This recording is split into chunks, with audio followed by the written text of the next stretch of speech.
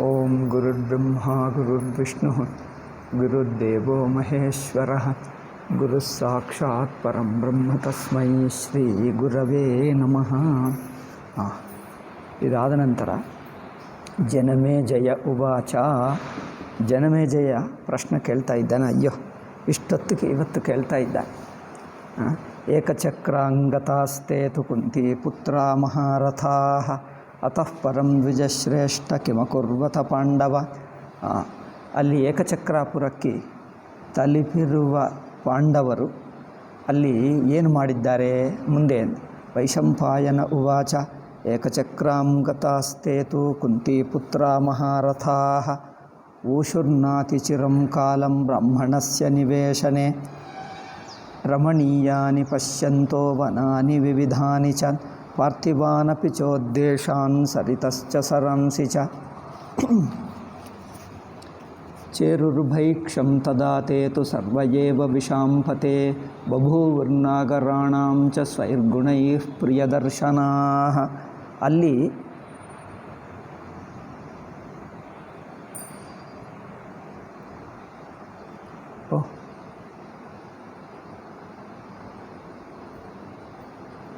ಅಲ್ಲಿ ಹೋಗಿ ಒಬ್ಬ ಅಂದರೆ ವೇದವ್ಯಾಸರು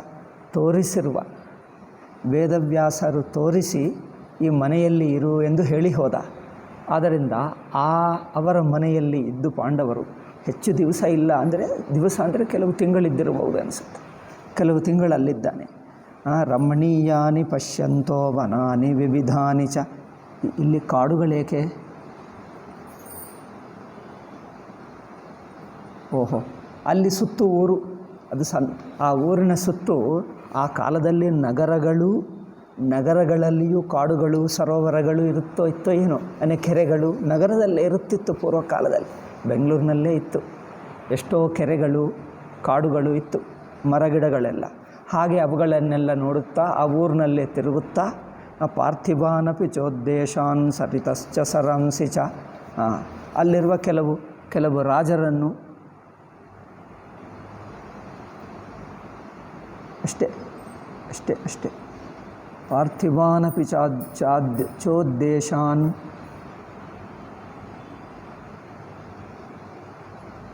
ಓಕೆ, ಸೊ ಅಲ್ಲಿ ಈಗ ಜೀವಿಸುವುದು ಹೇಗೆ?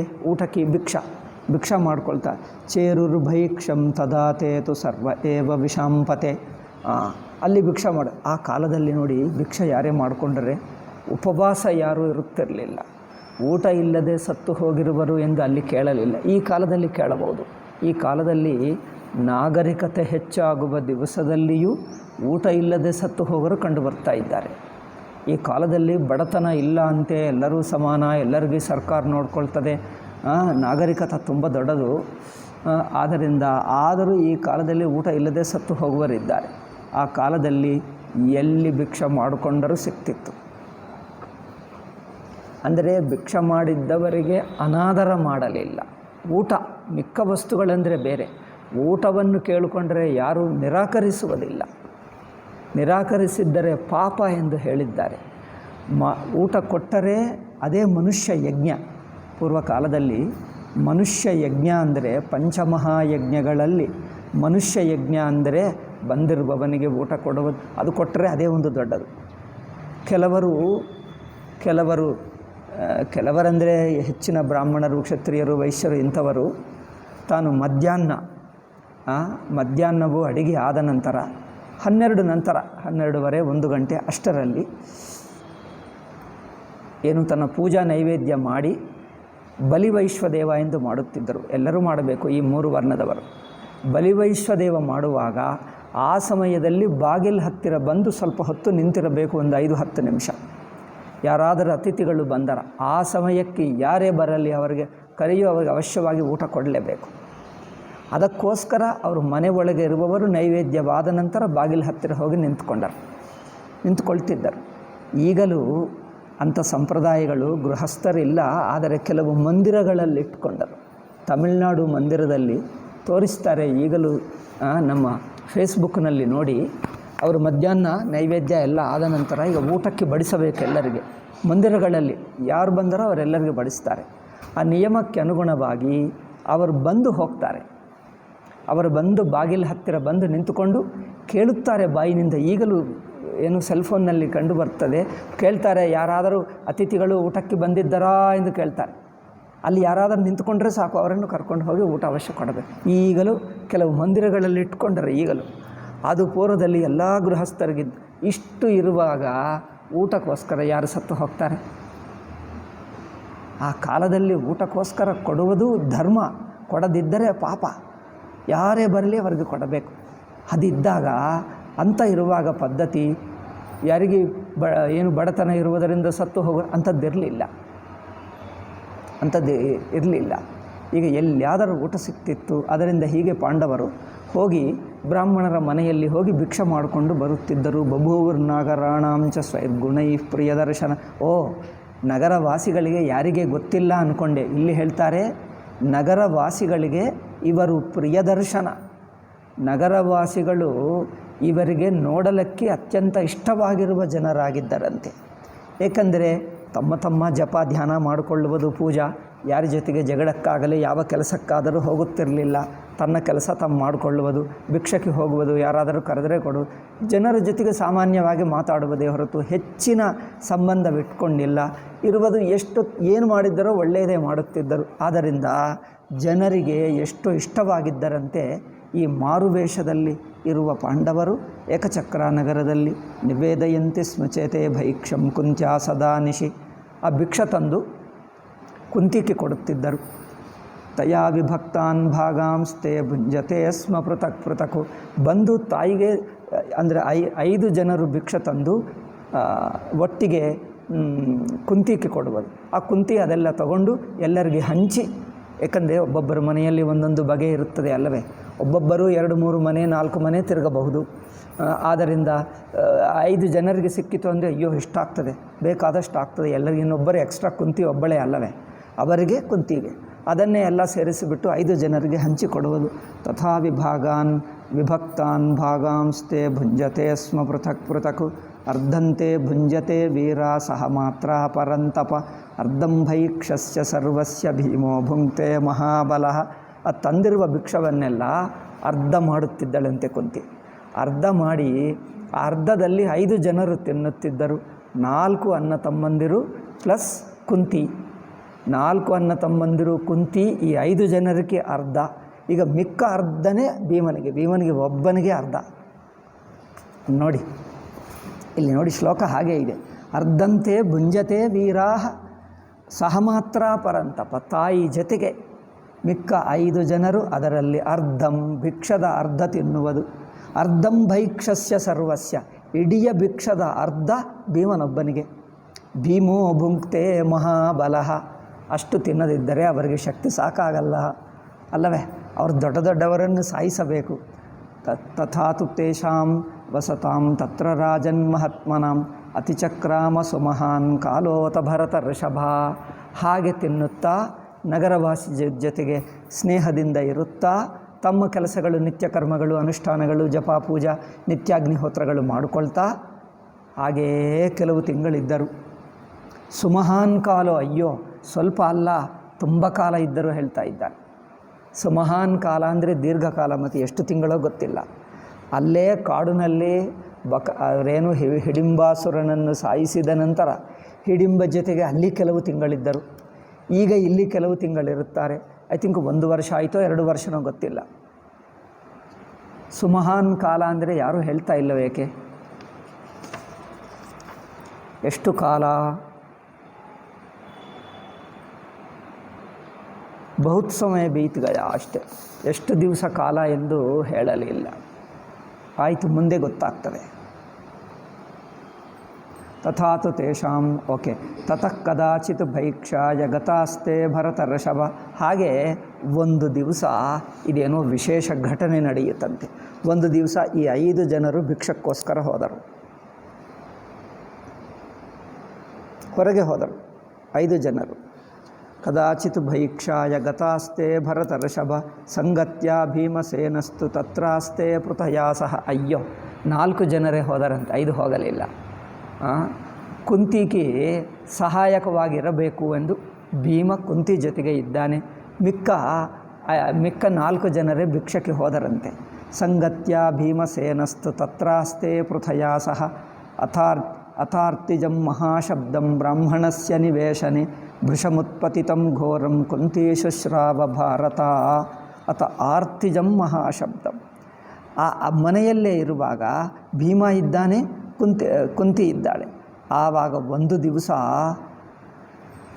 ಜೋರಾಗಿ ಯಾರು ಮನೆಯಲ್ಲಿದ್ದರೋ, ಮನೆ ಅಂದರೆ ಅದೇ ಮನೆಯಲ್ಲಿ ಸ್ವಲ್ಪ ಪಕ್ಕಕ್ಕೆ ಜಾಗ ಇರುತ್ತದೆ, ಅದು ಆ ಸೈಡು ಸ್ವಲ್ಪ ಈ ಸೈಡು. ಆ ಮನೆಯಲ್ಲೇ ಜನರಲ್ಲಿ ಎಲ್ಲರ ಮನೆಗೆ ಸ್ವಲ್ಪ ಪಕ್ಕಕ್ಕೇನೋ ಯಾರಾದರೂ ಅತಿಥಿಗಳು ಬಂದರೆ ಇರುವುದಕ್ಕೆ ಜಾಗ ಇರುತ್ತಿತ್ತು. ಆ ಮನೆಯಲ್ಲೇ ಆ ಪಕ್ಕದಿಂದ ಜೋರಾಗಿ ಅಳುತ್ತಾ ಇರುವುದು ಶಬ್ದ ಕೇಳಿಸಿತು. ಅವರ ಮನೆಯಿಂದಲೇ, ಯಾರು ಮನೆಯಲ್ಲಿದ್ದರೋ ಅವರ ಮನೆಯಿಂದ. ತಥಾರ್ತಿಜಂ ಮಹಾಶಬ್ದಂ ಬ್ರಾಹ್ಮಣಸ್ಯ ನಿವೇಶನೆ. ಆ ಬ್ರಾಹ್ಮಣರ ಕುಟುಂಬದಿಂದ, ಯಾವ ಬ್ರಾಹ್ಮಣ ಮನೆಯಲ್ಲಿ ಪಾಂಡವರು ವಾಸ ಮಾಡುತ್ತಿದ್ದರೋ ಅವರ ಮನೆಯಿಂದ ಜೋರಾಗಿ ದುಃಖ ಶಬ್ದ, ಅಳುತ್ತಾ ಇರುವ ಶಬ್ದ ಕೇಳಿಸಿತು. ಇವರಿಗೆ ಆಶ್ಚರ್ಯವಾಯಿತು. ಅಯ್ಯಯ್ಯೋ ಏನಾಯಿತು? ಭೃಶಮುತ್ಪತಿತಂ ಘೋರಂ, ಏನೋ ದೊಡ್ಡ ಆಪದ ಬಂದಿದೆ, ಪಾಪ ಯಾರಾದರೂ ಸತ್ತು ಹೋದರೋ ಏನೋ ಆಯಿತು. ಮನೆಯಲ್ಲಿ ಅವರು ಊಹಿಸ್ಕೊಳ್ಳೋಕ್ಕಾಗಲಿಲ್ಲ. ಏನಾಯಿತು ನೋಡೋಣ ಎಂದು ಬೇಗ ಕುಂತಿ ಓಡಿ ಹೋದರು ಅವರ ಮನೆ ಒಳಗೆ. ಘೋರಂ ಕುಂತೀಶುಶ್ರಾವ ಭಾರತ. ಹೋಗಿದ್ದರೆ ರೋರೂಯಮಾಣಾಂ ಸ್ಥಾನನ್.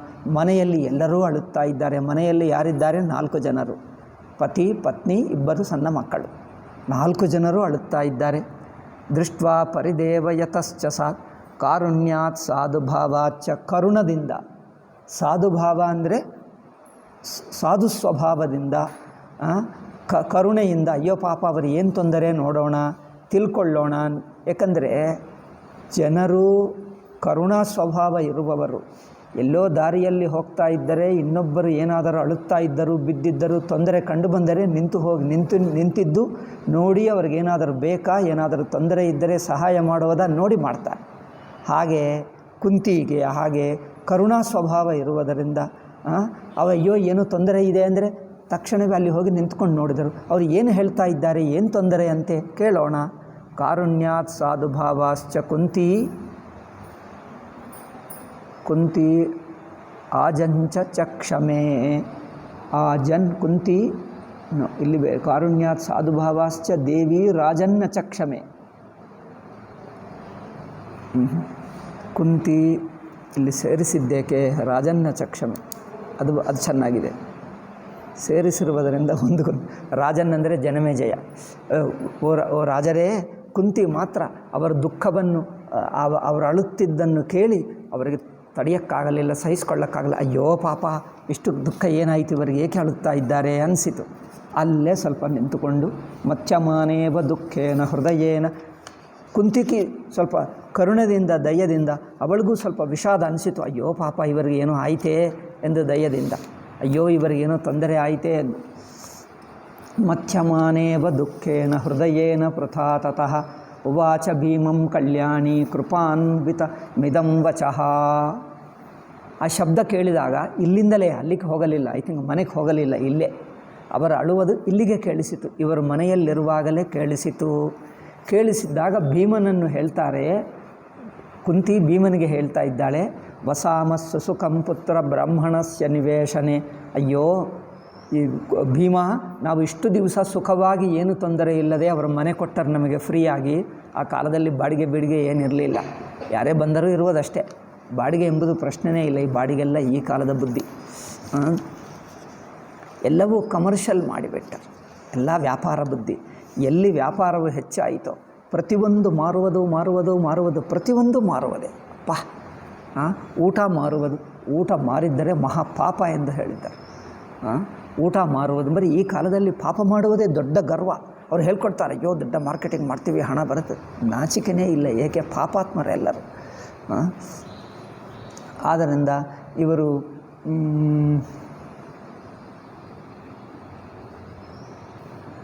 ವಸಾಮಸ್ಸು ಸುಖ.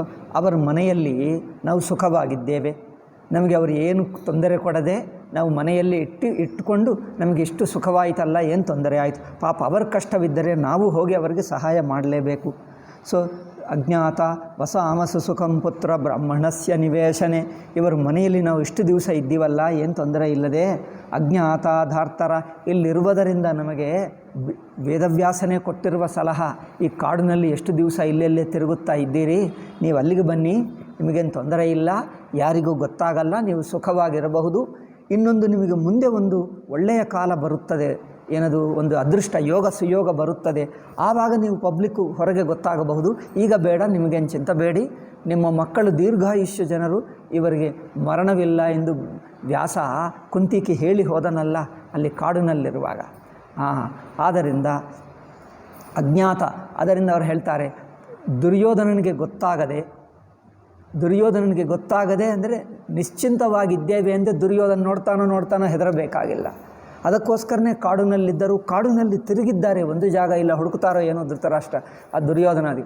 ಈ ಮನೆಯಲ್ಲಿ ವ್ಯಾಸ ಹೇಳಿದ್ದರು, ನಾನೊಂದು ಮನೆ ತೋರಿಸ್ತೀನಿ, ನಿಮಗೆ ಸುರಕ್ಷಿತವಾಗಿ ಸೇಫಾಗಿ ಇರುತ್ತದೆ, ನೀವಿಲ್ಲಿರಬಹುದು, ದುರ್ಯೋಧನಾದಿಗಳಿಗೆ ಗೊತ್ತಾಗಲ್ಲ, ನಿಮಗೂ ಏನು ತೊಂದರೆ. ವೇದವ್ಯಾಸನೇ ಅಂಥ ಮನೆ ತೋರಿಸಿ ಅವರ ಮನೆಯಲ್ಲಿರುವುದರಿಂದ ದುರ್ಯೋಧನಾದಿಗಳಿಗೆ ಗೊತ್ತಾಗಲಿಲ್ಲ. ವ್ಯಾಸನ ಅನುಗ್ರಹವಿದೆ, ನಿಶ್ಚಿಂತವಾಗಿದ್ದರು, ಅನೇಕ ತಿಂಗಳು ಅಲ್ಲೇ ಸುಖವಾಗಿದ್ದರು. ಆದ್ದರಿಂದ ಇಷ್ಟು ದಿವಸ ದುರ್ಯೋಧನನಿಗೆ ಗೊತ್ತಾಗದೆ ನಮಗೆ ಏನು ತೊಂದರೆ ಆಗದೆ ಸುಖವಾಗಿ ಬದುಕಿದ್ದೀವಲ್ಲ, ಮನಸ್ಸಿನಲ್ಲಿಂದ ಟೆನ್ಷನು ಭಯವೆಲ್ಲ ಹೋಯಿತು, ಆರೋಗ್ಯ ಚೆನ್ನಾಗಿದೆ, ಸುತ್ತಿರುವ ಜನರಿಗೆ ನಾವು ಒಳ್ಳೆಯರೆಂದು ಪ್ರೀತಿ ಹುಟ್ಟಿದೆ, ಸುತ್ತಿರುವ ಜನರು ನಮ್ಮನ್ನೆಲ್ಲರನ್ನು ಪ್ರೀತಿಯಿಂದ ನೋಡ್ತಾ ಇದ್ದಾರೆ, ನಗರ ಜನರು, ಇನ್ನೇನು ಬೇಕು. ಆದರೆ ನಾವು ಇನ್ನೊಬ್ಬರಿಗೆ ಉಪಕಾರ ಮಾಡಬೇಕು. ವಸಾಮಸು ಸುಖಂ ಪುತ್ರ ಬ್ರಾಹ್ಮಣಸ್ಯ ನಿವೇಶನೆ ಅಜ್ಞಾತ ಸತ್ಕೃತ ವೀತಮನ್ಯವಃ. ಇವರಿಗೆ ದುರ್ಯೋಧನಾದಿಗಳಿಗೆ ಗೊತ್ತಾಗಲಿಲ್ಲ, ಸುತ್ತಿರುವ ಜನರು ನಮ್ಮನ್ನು ಸತ್ಕಾರ ಸನ್ಮಾನ ಮಾಡ್ತಾ ಇದ್ದಾರೆ. ಆದರೆ ಸಾ ಚಿಂತೆಯೇ ಸದಾ ಪುತ್ರ ಬ್ರಾಹ್ಮಣಸ್ಯಾಸ್ಯ ಕಿಮ್ವಹಂ ಪ್ರಿಯಂಕು. ಅದರಿಂದ ಇವಳಿಗೇನೋ ತೊಂದರೆ ಬಂದಿದೆ, ಪಾಪ ಅಳುತ್ತಾ ಇದ್ದಾರೆ, ಅದರಿಂದ ಇವರಿಗೆ ನಾವೇನಾದರೂ ಆ ತೊಂದರೆ ಏದೋ ತಿಳ್ಕೊಂಡು ಅವರಿಗೇನಾದರೂ ನಾವು ಉಪಕಾರ ಮಾಡೋಣ. ಪ್ರಿಯಂಕುರ್ಯಾಮಿತಿ ಇತಿ ಗೃಹೇ ಯತ್ಕುರ್ಯುರುಷಿತಾ ಸುಖಂ. ಅದರಿಂದ ಯಾರ ಮನೆಯಲ್ಲಿಷ್ಟು ಸುಖವಾಗಿದ್ದೀವೋ ಅವರಿಗೆ ನಾವು ಏನಾದರೂ ಉಪಕಾರ ಮಾಡಬಾರದಾ? ನೋಡು ಪಾಪ ಏನೋ ತೊಂದರೆ ಇದೆ, ಅವರು ಇಷ್ಟು ಅಳುತ್ತಾ ಇದ್ದಾರೆ. ಏತಾವನ್ ಪುರುಷಸ್ತಾತ ಕೃತಂ ಯಸ್ಮಿನ್ನ ನಶ್ಯತಿ ಯಾವಚ್ಚ ಕುರುಯಾದನ್ಯೋಸ್ಯ ಕುರುಯಾದಭ್ಯಧಿಕಂತತಃ. ಇಲ್ಲಿ ನೋಡಿ ಒಳ್ಳೆಯ ನೀತಿ, ಎಲ್ಲರ ಬಾಯಿನಿಂದ ಕೆಲವು ನೀತಿ, ಅವರು ನಡತೆಯಲ್ಲಿ ಕೆಲವು ನೀತಿ. ನೀತಿ ಎರಡು ಬಗೆ ಇರುತ್ತದೆ, ಒಂದು ಕಥೆಯಲ್ಲಿ ಕಂಡುಬರುತ್ತದೆ, ಒಂದು ಉಪದೇಶದಲ್ಲಿ ಕಂಡುಬರುತ್ತದೆ. ಮತ್ತು ಆ ಉಪದೇಶ ಮತ್ತೆ ಎರಡು ಬಗೆ, ಒಂದು ಕಥಾ ಸಂದರ್ಭದಲ್ಲಿ ಉಪದೇಶ, ಅಥವಾ ಒಂದು ಬಿಡಿಯಾಗಿ ಕೂರಿಸಿ ಉಪದೇಶ ಮಾಡುವುದು ಒಂದು, ಅಥವಾ ಏನೋ ಘಟನೆ ನಡೆಯುತ್ತಾ ದಾರಿಯಲ್ಲಿ ಒಂದು ಮಾತು ಹೇಳಿಬಿಡ್ತಾರೆ, ಅದೊಂದು ಒಳ್ಳೆಯ ನೀತಿ ಇರುತ್ತದೆ. ಒಂದು ಉಪದೇಶ ಮಾಡುವುದು ಒಂದು, ಇಂಥ ಪುರಾಣ ಕಥೆಗಳಲ್ಲಿ ರಾಮಾಯಣ ಮಹಾಭಾರತಗಳಲ್ಲಿ ಒಂದು ಅವರನ್ನು ಕೂರಿಸಿ ಉಪದೇಶ ಮಾಡುವುದು ಒಂದಿರುತ್ತದೆ. ಅಥವಾ ಏನೋ ಕೆಲಸ ನಡೆಯುವಾಗ ದಾರಿಯಲ್ಲಿ ಮಧ್ಯದಲ್ಲಿ ಏನೋ ಒಂದು ಮಾತು ಹೇಳ್ತಾರೆ ಕೆಲಸ ಮಾಡ್ತಾ. ಇನ್ನೊಂದೇನೆಂದರೆ ಏನು ಹೇಳಲ್ಲ, ತಮ್ಮ ನಡತೆಯಿಂದ ಒಂದು ನೀತಿ ಸದ್ಗುಣ ಕಂಡುಬರುತ್ತದೆ. ಅಂದರೆ ಇನ್ನೊಬ್ಬರು ತೊಂದರೆ ಆದರೆ ಅಲ್ಲಿದ್ದರೆ ನಾವು ಅವರಿಗೆ ದಯದಿಂದ ಸಹೃದಯತದಿಂದ ಕರುಣದಿಂದ ಇರಬೇಕು. ಇದು ನೋಡಿ, ಬಾಯಿದಿಂದ ಇರು ಕರುಣೆಯಿಂದ ಇರು ಎಂದು ಬಾಯಿದಿಂದ ಹೇಳುತ್ತಾ ಇಲ್ಲ, ಕುಂತಿ ತನ್ನ ನಡತೆಯಿಂದ ಗೊತ್ತಾಗ್ತಾ ಇದೆ. ನಾವು ಅವ್ರ ಮನೆಯಲ್ಲಿರುವುದರಿಂದ ಅವ್ರಿಗೇನಾದರೂ ತೊಂದರೆ ಆದರೆ ತಕ್ಷಣವೇ ಕರುಣೆಯಿಂದ ನೋಡಬೇಕು, ದಯದಿಂದ ನೋಡಬೇಕು. ಈಗ ಈ ಭಾವ ನಮಗೆ ಉಪದೇಶವಾಗಿ ಮಾಡದಿದ್ದರೆ ಅವರ ನಡತೆಯಿಂದ ಗೊತ್ತಾಗ್ತದೆ. ನಾವು ಎಲ್ಲೇ ವಾಸ ಮಾಡ್ತೀವೋ, ಮನೆಯಲ್ಲೇ ಆಗಲಿ ಎಲ್ಲೇ ಆಗಲಿ, ಬಸ್ ಸ್ಟ್ಯಾಂಡು ರೈಲ್ವೆ ಸ್ಟೇಷನಲ್ಲಿ ಎಲ್ಲಿದ್ದರೂ ನಾವು ನಮ್ಮ ಜೊತೆಗೆ ಇರುವ ಜನರಿಗೆ ಒಂದು ದಯದಿಂದ ನೋಡಬೇಕು. ಅದು ಮನುಷ್ಯರ ಸ್ವಭಾವ. ಯಾರೇ ತೊಂದರೆ ಎಲ್ಲಿದ್ದರೆ ನಮ್ಮಿಂದ ಆದಷ್ಟು ಮಟ್ಟಿಗೂ ಸಹಾಯ ಮಾಡಬೇಕು. ಕುಂತಿ ಹೇಳ್ತಾರೆ ನೋಡಿ, ಯಥಾವಾನ್ ಪುರುಷಸ್ತಾತ.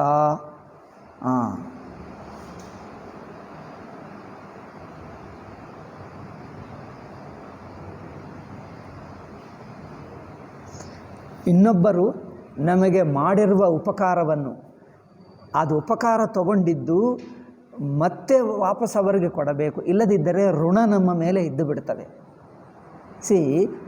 ನಾವು ಕೆಟ್ಟದು ಮಾಡಿದ್ದರೆ ಪಾಪ, ಒಳ್ಳೆಯದು ಮಾಡಿದ್ದರೆ ಪುಣ್ಯ. ಬಟ್ ಇನ್ನೊಬ್ಬರಿಂದ ಕಳ್ಳತನ ಮಾಡಿದ್ದರೆ ಪಾಪ. ಅವರು ಸಾಲ ತಗೊಂಡರೆ ಅದು ಪಾಪ ಅಂದರೆ ಅದು ತೀರಿಸದಿದ್ದರೆ ಪಾಪ. ಸುಮ್ಮನೆ ಉಪಕಾರ ತಗೊಂಡರೆ, ನಾವು ಕೆಲಸ ಮಾಡಿ ಸಂಬಳ ರೂಪವಾಗಿ ತಗೊಳ್ಳುವುದು ಬೇರೆ, ಸುಮ್ಮನೆ ಉಪಕಾರ ತಗೊಂಡರೆ, ಉಪಕಾರ ದಾನ ತಗೊಂಡರೆ ಅದಕ್ಕೇನು ಪಾಪ ಬರಲ್ಲವ? ಸುಮ್ಮನೆ ದಾನ ತಗೊಂಡು ಬದುಕುತ್ತೀನಿ ಅಲ್ಲ, ಅದಕ್ಕೂ ಇರುತ್ತದೆ. ಅದು ಪಾಪವಾಗಲ್ಲ, ಅದರ ಋಣ ತರಹ ಇರುತ್ತದೆ. ಅದಕ್ಕೆ ತಾವು ತಪಸ್ಸು ಮಾಡಿ ಯೋಗ್ಯರಾಗಬೇಕು, ಅಥವಾ ಅದಕ್ಕೆ ವಾಪಸ್ಸಾದರೂ ಸಮರ್ಪಿಸಬೇಕು.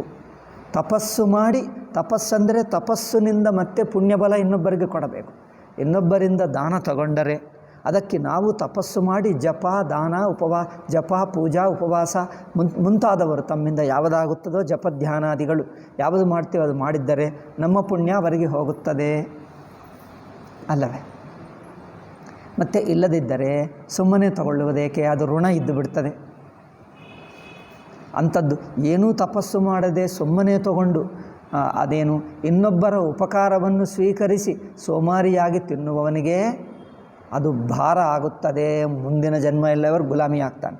ಇವರು ಮಾಡಿದ್ದೆಲ್ಲ ಅವರಿಗೆ ವಾಪಸ್ ಕೊಡಬೇಕಾಗ್ತದೆ.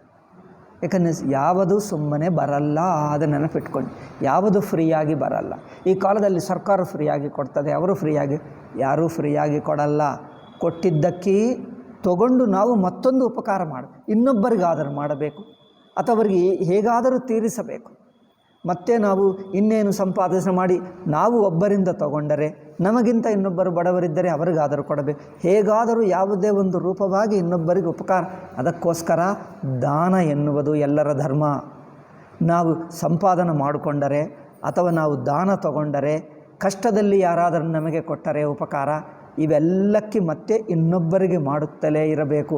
ಸುಮ್ಮನೆ ಅವರು ಕೊಟ್ಟರು ನಾನು ತಗೊಂಡೆ, ನಾನೇನು ಮಾಡಿದೆ ಎಂದು. ಚುನಾವಣೆಯಲ್ಲಿ ಇನ್ನೂ ತೊಗೊಳ್ತೀವಿ, ಸರ್ಕಾರ ಕೊಟ್ಟರಲ್ಲ, ಸರ್ಕಾರ ಕೊಟ್ಟರೆ ಅದು ಋಣ ಆಗಲ್ಲವಾ? ಅದು ಪಾಪ ಇರಲ್ಲವಾ? ಅವ್ರು ಕೊಟ್ಟರು ನಾವು ತೊಗೊಂಡಿದ್ದೇವೆ ಎಂದು ಇದೇನು ದೊಡ್ಡ ಉಪಕಾರ, ಲೋಕೋಪಕಾರ ಮಾಡಿದ್ದಂತೆ ಮಾತಾಡ್ತಾನೆ ನೋಡಿ, ಅದು ಪಾಪವೇ. ಅವರು ಆ ದಾನ ತಗೊಳ್ಳುವುದಕ್ಕೆ ಯೋಗ್ಯತೆ ಬೆಳೆಸಿಕೊಳ್ಳುವುದಕ್ಕೆ ತಪಸ್ಸು ಮಾಡಬೇಕು. ತಪಸ್ಸಿದ್ದರೆ ಅದು ತನ್ನಲ್ಲೇ ಜೀರ್ಣವಾಗುತ್ತದೆ. ಅಥವಾ ಇನ್ನೊಬ್ಬರಿಗೆ ನಾವು ದಾನ ಮಾಡಲೇಬೇಕು. ಪ್ರತ್ಯುಪಕಾರ ಇನ್ನೊಬ್ಬರಿಗೆ, ಅವರಿಗೆ ಅಲ್ಲ ಅಂದರೆ ಇನ್ನೊಬ್ಬರಿಗೆ ಮಾಡು. ಯಾವುದೇ ಒಂದು ಸಮಾಜಕ್ಕೆ ಮಾಡು, ಅವರಿಂದ ತಗೊಂಡು ಇನ್ನೊಬ್ಬರಿಗಾದರೂ ಮಾಡು. ಹೇಗಾದರೂ ಮತ್ತೆ ಸಮಾಜಕ್ಕೆ ಸಮರ್ಪಿಸಿದ್ದರೆ ಪಾಪ ಹೋಗುತ್ತದೆ. ಇಲ್ಲದಿದ್ದರೆ ಅದು ಪಾಪ ಹೇಳಲ್ಲ, ಋಣ ಹೇಳ್ತೀವಿ. ಪಾಪ ಅಂದರೆ ಕೆಟ್ಟ ಬುದ್ಧಿಯಿಂದ ತಗೊಂಡರೆ ಋಣ, ಪೀಡಿಸಿ ತಗೊಂಡರೆ ಪಾಪ. ಅವರ ಪಾಡಿಗೆ ಅವರು ಕೊಟ್ಟರೂ ತಗೊಂಡರೂ ಅದು ಋಣ ಆಗುತ್ತದೆ, ದಾನ ಆಗುತ್ತದೆ.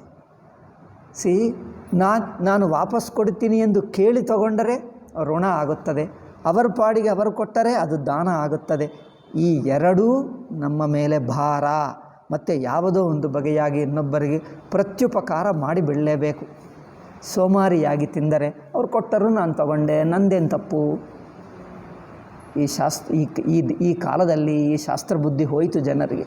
ಯಾರು ಕೊಟ್ಟರು ಲಂಚ ತಗೊಳ್ಳುವುದು, ಸಂಬಳ ತಗೊಳ್ಳುವುದೇ ಲಂಚ ತಗೊಂಡುವುದು ಗರ್ವ ಅಂದ್ಕೊಳ್ತಾರೆ. ನಾನು ಇಷ್ಟು ದೊಡ್ಡ ಆಫೀಸರ್, ಅದರಿಂದ ತಗೊಳ್ತೀನಿ. ತಪ್ಪೇನು ಹೇಳ್ತಾನೆ? ನಾನು ಇಷ್ಟು ದೊಡ್ಡ ಆಫೀಸರ್ ಆಗಿದ್ದೀನಿ. ನಿಮ್ಮ ಆಫೀಸರ್ಗೆ ಸಂಬಳ ಕೊಡ್ತಾ ಇದೆಯಲ್ಲ ಸರ್ಕಾರ. ಸಂಬಳ ಕೊಟ್ಟಿದ್ದು ಅದು ಬೇರೆ, ಇವರು ಕೊಟ್ಟಿದ್ದು ನಾನು ತಗೊಳ್ತೀನಲ್ಲ, ನಾನು ದೊಡ್ಡವನು ಅಂದ್ಕೊಳ್ತಾನೆ. ಅಂದರೆ ದೊಡ್ಡ ಪಾಪಿ ಎಂದರ್ಥ.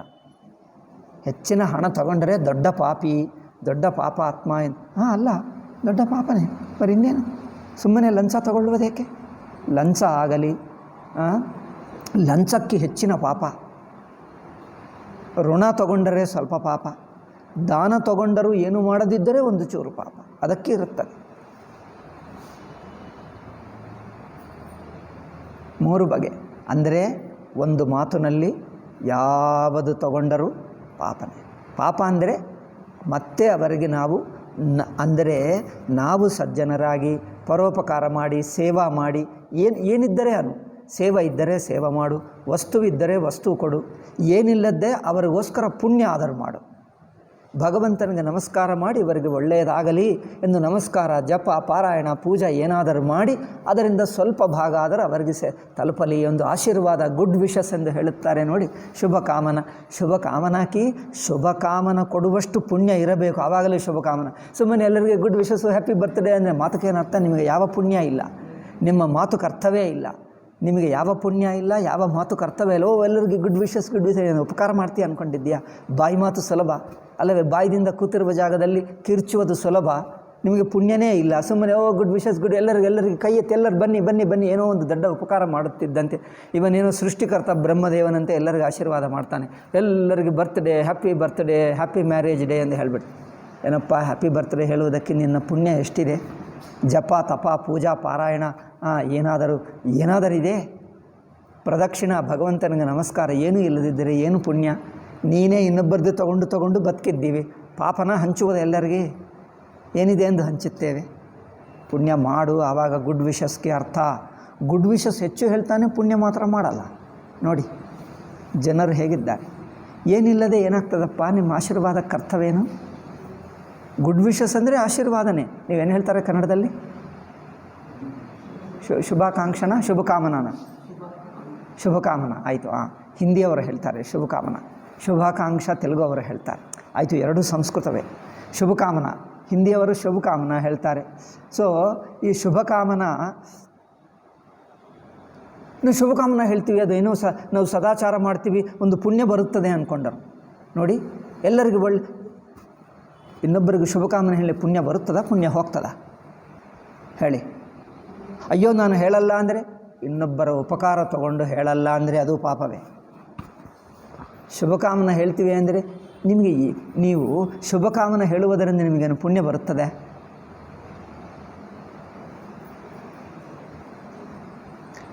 ಅಂದರೆ ಅವರ ಮೇಲೆ ದ್ವೇಷ ಕೋಪ ಇಲ್ಲ ಅಂದರೆ ಅದು ಒಳ್ಳೆಯದೇ. ಶುಭಕಾಮನದಲ್ಲಿ ಒಂದು ಎರಡು ಅರ್ಥ ಇದೆ. ನಿಮ್ಮ ಮೇಲೆ ಏನೂ ದ್ವೇಷ ಈರ್ಷ ಇಲ್ಲ ಅಂತ ಅರ್ಥ. ಸಾಮಾನ್ಯವಾಗಿ ನಮ್ಮ ದೃಷ್ಟಿ ಯಾರು ಒಳ್ಳೆಯವರಿದ್ದರೆ ನೋಡಿದ್ರೆ ದೃಷ್ಟಿ ಬೀಳುತ್ತದೆ, ನಮಗೆ ಗೊತ್ತಿಲ್ಲದೂ ಆಗುತ್ತದೆ. ನಮ್ಮ ಬುದ್ಧಿಯಲ್ಲಿ ಈರ್ಷ ದ್ವೇಷ ಇಟ್ಕೊಂಡರೆ ಅವರು ನೋಡಿದರೆ ಸಾಕು ನಮ್ಮ ದೃಷ್ಟಿ ಹೋಗುತ್ತದೆ, ಅವರ ಮೇಲೆ ಏನೋ ಕೆಟ್ಟದಾಗುತ್ತದೆ. ಈರ್ಷ ಇದ್ದರು, ಏನೂ ಗೊತ್ತಿಲ್ಲದೆ ನಮ್ಮ ಮನಸ್ಸಿನಲ್ಲಿ ಈರ್ಷ ದ್ವೇಷ ಕೋಪ ಅಹಂಕಾರ ಏನೇ ಇದ್ದರೂ ಅವ್ರಿಗೆ ಅದು ಆಗದಿರಲಿ.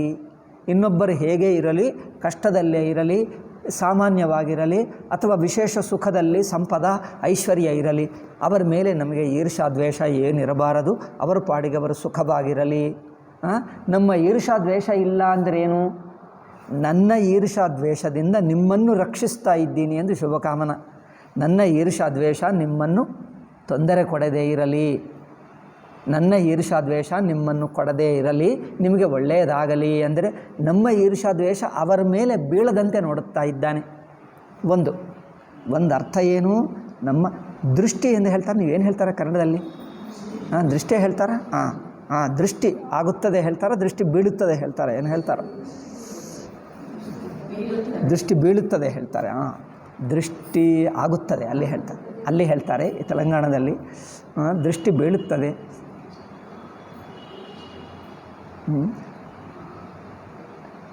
ಅಂದರೆ ನಮ್ಮ ದೃಷ್ಟಿ ಆಗ್ತದೆ, ಇನ್ನೊಬ್ಬರ ದೃಷ್ಟಿ ಆಗೋದು ನಮ್ಮದು ಆಗುತ್ತದೆ. ಅಂದರೆ ನಮ್ಮ ದೃಷ್ಟಿ ಹಾಗೆ ಕೆಟ್ಟ ದೃಷ್ಟಿ ಆಗಬಾರದು, ಅದು ನಮಗೆ ಪಾಪ. ಅದರಿಂದ ನಮ್ಮ ಮನಸ್ಸು ಶುದ್ಧವಾಗಿರಲಿ. ಸರ್ವೇ ಜನ ಸುಖಿನೋ ಭವಂತು. ಯಾರ ಮೇಲೆ ನನ್ನ ಕೆಟ್ಟ ದೃಷ್ಟಿ ಇರದೇ ಇರಲಿ, ನನ್ನ ಮನಸ್ಸು ಎಲ್ಲರಿಗೋಸ್ಕರ ಒಳ್ಳೆಯದೇ, ಪ್ರೀತಿ ಸ್ನೇಹ ದಯ ಎಲ್ಲರಿಗಿರಲಿ ಎಂದು ಈ ತರಹ ಶುಭಕಾಮನ ಎಲ್ಲರಿಗೆ ಸಾಮಾನ್ಯವಾಗಿ ಮಾಡಿದ್ದರೆ ಅದು ಒಳ್ಳೆಯದೇ, ಪುಣ್ಯನೇ. ಎಲ್ಲರಿಗೆ ಆಗಲಿ. ಸರ್ವೇ ಜನ ಸುಖಿನೋ ಭವಂತು ಅಂದರೆ ಪುಣ್ಯ. ಒಬ್ಬನಿಗೆ ಯಾರೋ ಒಬ್ಬನಿಗೆ ಆಶೀರ್ವಾದ ಮಾಡಿದರೆ ನಿಮ್ಮ ಪುಣ್ಯ ಹೋಗುತ್ತದೆ. ಎರಡು ಬಗೆ ಇದೆ ನೋಡಿ ಆಶೀರ್ವಾದದಲ್ಲಿ. ಸರ್ವೇ ಜನ ಅಂದರೆ ಅದಕ್ಕೆ ಯಾವ ಒಬ್ಬ ಮನುಷ್ಯ ಅಲ್ಲ, ಸಕಲ ಪ್ರಾಣಿಗಳು ಎಲ್ಲರಿಗೆ ಸಾಮಾನ್ಯವಾಗಿ ಹೇಳಿದ್ದರೆ ಎಲ್ಲರಿಗೂ ಒಳ್ಳೆಯದಾಗಲಿ. ಅಲ್ಲಿ ಹೇಳ್ತೀಯಲ್ಲ, ಸ್ವಸ್ತಿ ಪ್ರಜಾಭ್ಯ ಪರಿಪಾಲಯಂತಾಂ, ಅದು ಎಲ್ಲರಿಗೂ ಒಳ್ಳೆಯದು. ಸರ್ವೇ ಜನ ಸುಖಿನೋ ಭವಂತು, ಇದು ಪುಣ್ಯ. ಏಕೆ? ಯಾವ ಒಬ್ಬ ವ್ಯಕ್ತಿಗೆ ಕೊಡ್ತಾ ಇಲ್ಲ ನಾವು.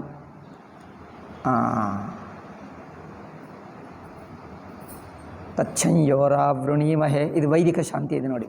ತಚ್ಛಂಯೋರಾವೃಣೀಮಹೆ ಗಾತಂಯಜ್ಞಾಯ ಗಾತಂಯಜ್ಞಪತಯೇ ದೈವೀ ಅದು ನಮ್ಮ ಮೇಲೆ ಇರಲಿ. ದೈವೀ ಸ್ವಸ್ತಿರಸ್ತುನಃ ಸ್ವಸ್ತಿರ್ಮಾನುಷೇಭ್ಯ ಇಂಥದ್ದು ಇವೇ ಮಂತ್ರಗಳು ಅಲ್ಲೆಲ್ಲೆಲ್ಲಿ ಇರುತ್ತವೆ. ಇದು ಎಲ್ಲರಿಗೆ ಆಗಲಿ ಎಂದು ಹೇಳಿದರೆ ಪುಣ್ಯವೇ. ಬಟ್ ಯಾರೋ ಒಬ್ಬರಿಗೆ, ಒಬ್ಬನೊಬ್ಬ ವ್ಯಕ್ತಿಗೆ ಮಾಡುವುದಾದರೆ ನಿಮ್ಮ ಪುಣ್ಯ ಹೋಗುತ್ತದೆ. ಸುಮ್ಮನೆ ಹೇಳಿ, ನೀವು ಬೈದರೂ ಪುಣ್ಯ ಹೋಗುತ್ತದೆ, ಬೈದರೂ ಪುಣ್ಯ ಹೋಗುತ್ತದೆ, ಪಾಪ ಬರುತ್ತದೆ. ಬೈದರೆ ಪುಣ್ಯ ಪಾಪ ಬರುತ್ತದೆ, ಶುಭಕಾಮನ ಹೇಳಿದರೆ ಪುಣ್ಯ ಹೋಗುತ್ತೆ, ಎರಡೂ ಆಗುತ್ತೆ ಅಲ್ಲವೇ? ಅಂದರೆ ಏನು? ಬಾಯಿದಿಂದ ಏನೇ ಮಾತಾಡಲಿ ಜೋಪಾನವಾಗಿ ಮಾತಾಡಬೇಕು. ಬೈದರೂ ಪಾಪ ಆಗುತ್ತದೆ, ಏನು ಆಶೀರ್ವಾದ ಮಾಡಿದರೆ ಪುಣ್ಯ ಆಗುತ್ತದೆ. ಅಂದರೇನು? ಇನ್ನೊಬ್ಬರಿಗೆ ಆಶೀರ್ವಾದ ಮಾಡಬಾರದು, ನಿಂದೆ ಮಾಡಬಾರದು. ಏನು ಮಾಡಬೇಕು?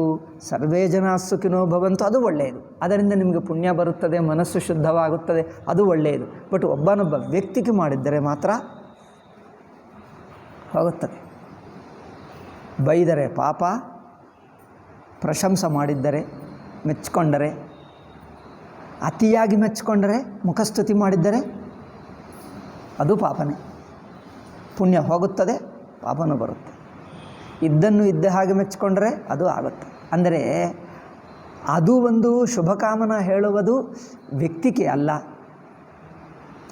ಸದ್ಗುಣವನ್ನು ಮೆಚ್ಚಿಕೊಂಡರೂ ಒಳ್ಳೆಯದು, ಅದು ಪುಣ್ಯವೇ.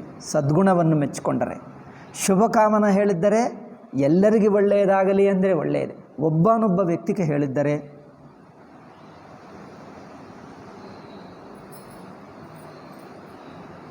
ತಮ್ಮ ಪುಣ್ಯ ಹೋಗುತ್ತದೆ ಅಲ್ಲವೇ?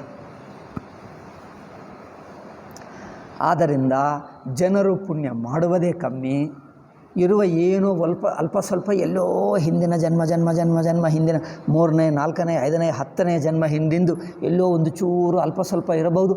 ಅದನ್ನು ಕಲ್ಕೊಂಡು ಬಿಟ್ಟರೆ ಏನು ಉಳಿಯುತ್ತೆ? ಇರುವುದೇ ಕಮ್ಮಿ. ಹಿಂದಿನ ಜನ್ಮಗಳೆಲ್ಲ ಹುಡುಕಿದ್ದರೆ ಎಲ್ಲ ಬೀರುಗಳೆಲ್ಲ ಖಾಲಿ ಇವೆ ಎಂದು 2 ರೂಮ್ಗಳು 5 ರೂಮ್ಗಳು, ಏಕೆ 5 ಜನ್ಮ, ಒಂದೊಂದು ರೂಮ್ ಒಂದೊಂದು ಜನ್ಮ. ಎಲ್ಲರಿಗೆ ಹಿಂದೆ ಕೆಲವು ರೂಮ್ಗಳಿರುತ್ತವೆ.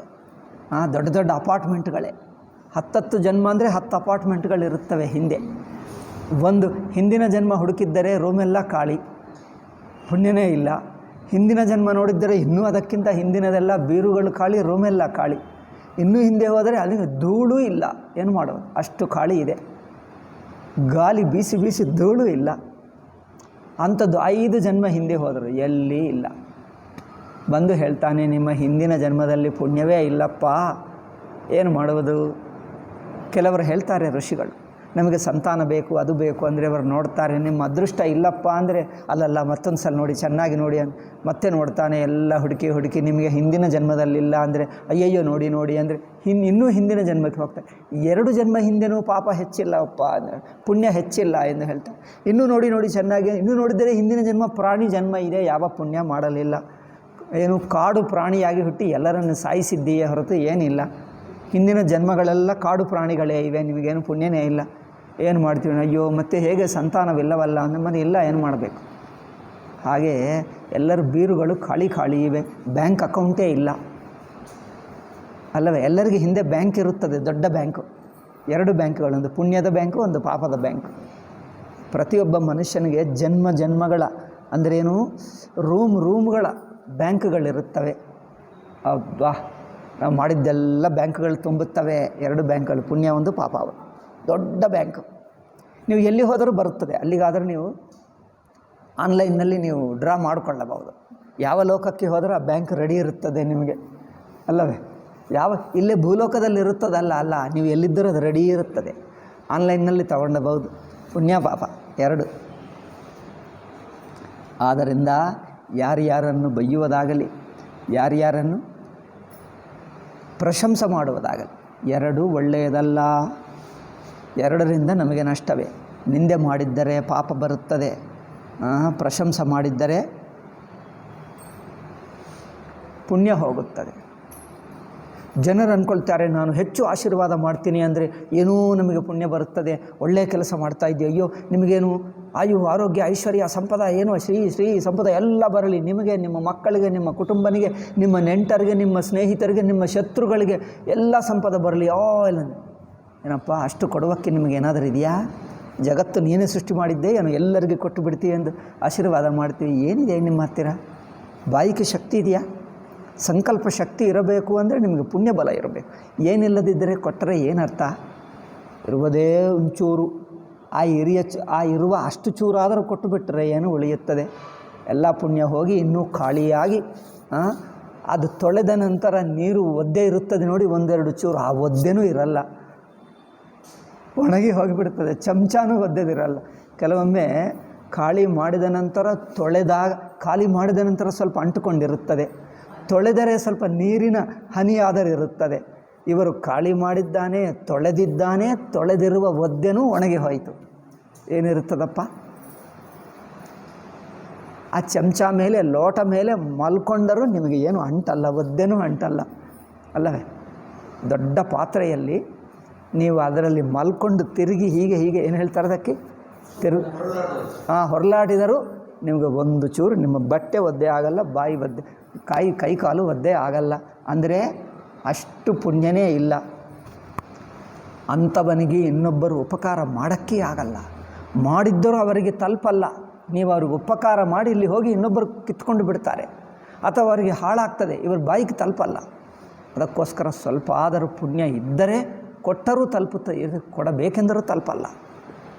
ನೋಡಿ ಪುಣ್ಯ ಪಾಪಗಳು ಹೇಗೆ ಹಿಡಿಯುತ್ತವೆ ಮನುಷ್ಯರನ್ನು, ಭಯಂಕರವಾಗಿ ಹಿಡಿಯುತ್ತವೆ, ಯಾರನ್ನೂ ಬಿಡಲ್ಲ.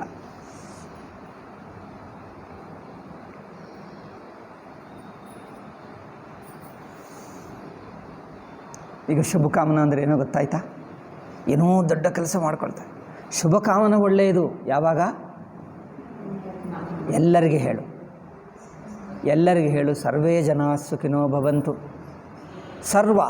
ಸಕಲ ಪ್ರಾಣಿಗಳು, ಜೀವರಾಶಿಗಳು ಯಾರೇ ಆಗಲಿ ಎಲ್ಲರಿಗೆ, ಇಡೀ ಬ್ರಹ್ಮಾಂಡಕ್ಕೆ ಎಲ್ಲರಿಗೆ ಕೊಡು. ಸರ್ವೇ ಜನ ಸುಖಿನೋ ಭವಂತು. ಎಲ್ಲರಿಗೂ ಒಳ್ಳೆಯದಾಗಲಿ, ಯಾರಿಗೆ ಕೆಟ್ಟದಾಗದೇ ಇರಲಿ.